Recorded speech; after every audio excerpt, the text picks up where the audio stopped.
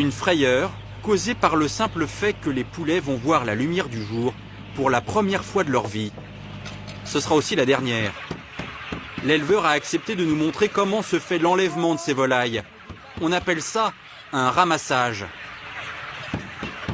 Pour charger 40 000 poulets, il faut de gros moyens. C'est à peine imaginable. Pour augmenter la productivité, les industriels ont mis au point cette imposante machine. Une sorte de moissonneuse-batteuse qui embarque les volatiles vers des caisses, dans lesquelles ils sont jetés. Avec une cadence de 10 000 poulets ramassés à l'heure, les volatiles ne sont pas ménagés.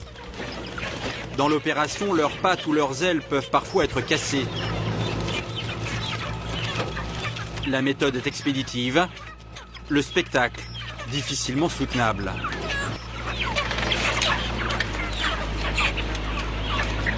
Vous en mettez Hein? Vous en mettez combien par cagette là? 30. 30? Oui, 30, oui. Au fur et à mesure que le hangar se vide, une autre réalité de ce type d'élevage apparaît. Au sol, il reste encore de nombreux poulets.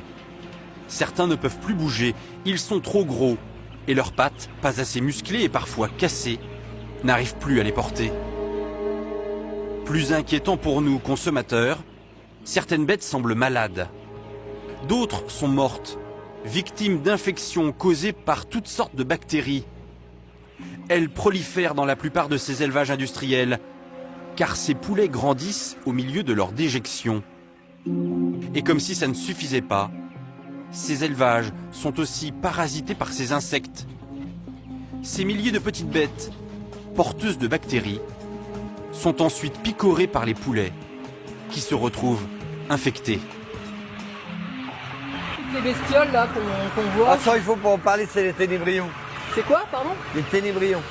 Cette exploitation est loin d'être un cas isolé. Et la situation sanitaire désastreuse qui règne dans la plupart de ces élevages n'est pas sans conséquences pour nous, consommateurs.